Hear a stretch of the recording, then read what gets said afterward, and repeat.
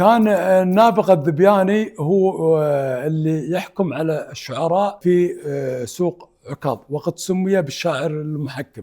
من ضمن الناس اللي جو عنده وألقوا قصيدة هي الخنساء، والخنساء كانت من جودة شعرها في رثائها لأخيها صخر، كانت تقول: هباط أودية حمال ألوية شهاد أندية للجيش جراره، وأن صخرا لمقدام إذا ركبوا، وأن صخرا إذا جاعوا لعقار، وأن صخرا لتأتب الهداة به كأنه علم في رأسه نار. فطرب لها النابغة الذبياني وقال لها: قال: والله لو لم يكن عندي الأعشى ويقول لي قصيدته ودع هريرة أن الركب مرتحل وهل تطيق وداعا أيها الرجل، لقلت أنك أشعر الإنس والجان.